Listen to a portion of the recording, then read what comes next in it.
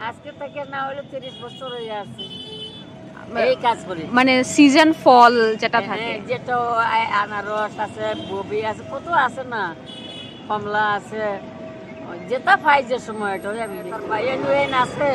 এরা আমার কিচ্ছু দিছে না, পোলাবান হয়েছে না তো দিছে না গো কিচ্ছু। আমি যে কষ্ট করে খাইছি।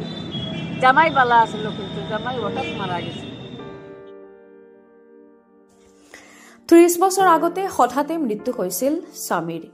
কোনো সন্তান নাই। স্বামীৰ মৃত্যুৰ পিছত উমাৰাণী চৰকাৰক ঘৰৰ পৰা এক প্ৰকাৰ উলিয়াই দিয়া হৈছিল। পিছত উভতি আহে শিলচৰলৈ। তেতিয়াৰ পৰাই তেওঁ অকলশৰীয়া।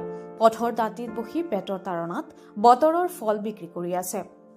শিলচৰ চহৰৰ অফিচ পাৰাত ক্ষুদিৰাম মূৰ্তিৰ ঠিক তলতেই সতেজ কমলা বিক্ৰী কৰি আছে বৃদ্ধা উমাৰাণীয়ে।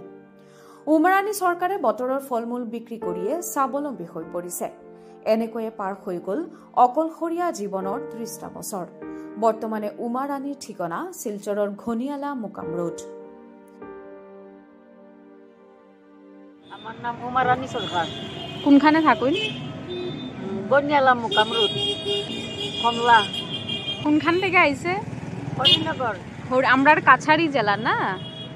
আজকে থেকে না হলে 30 বছর হয়ে আছে এই কাজ করি। মানে সিজন ফল যেটা থাকে, যেটা আনারস আছে, ববি আছে, কত আছে না, কমলা আছে, যেটা পাই যে সময়টা আমি বিক্রি করি। আচার বিক্রি করে না, গরমের সময় গরম হইলে আচারও বিক্রি করি। তাই হয়ে গেল 25-30 বছরের দ্বারা। কিটা করতো আপনার হাজবেন্ডে? গৃহস্থী আসিল। তার বাইরে নিয়ে আছে। এরা আমার কিচ্ছু দিছে না, পোলাবান হয়েছে না তো দিছে না গো কিচ্ছু। আমি যে কষ্ট করে খাইছি। জামাই বালা আসিল, কিন্তু জামাই হঠাৎ মারা গেছে। জামাই কিচ্ছু করছো না।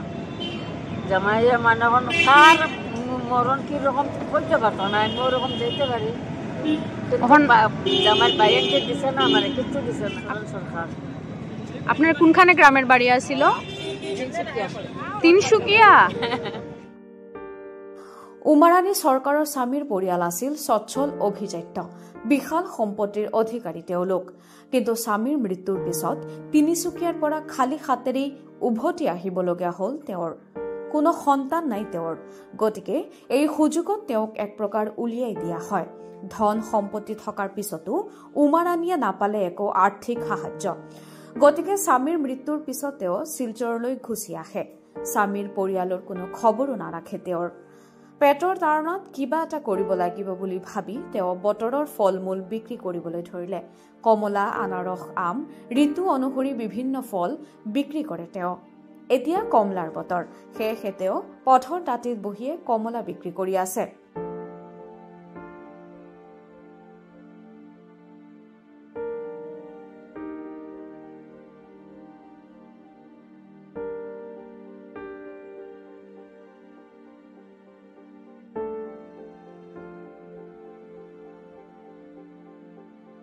কষ্টর কপাল হই, কপালের চোখ না থাকলে কোনো রকম চোখ করা যায় না। আর হাজবেন্ডের বাড়ির আপনার কেউ খোঁজ নেয় না? না না, ও বাড়ি বিরাট বাড়ি, জমি নমি সব আছে। আর বাইন আছে না, দিছে না। এটা আপনার কোনো খোঁজুজ নেয়নি? ফোন না না না না, কিছু নেই। এটা নেন, এটা নিলে তো বাড়ির থাকতেও খাইতাম। আর বাইন গোষ্ঠীকারা সব আছে, রাখলে তো বাড়ির থাকিয়ে খাইতাম না। কিচ্ছু করে আমার একটু কিচ্ছু দিলে তো বাড়িতেও কিচ্ছু করে খাইতে পারি। দিছে না, আমারে ভালোই হয়, আমারে খারাপ করতো না।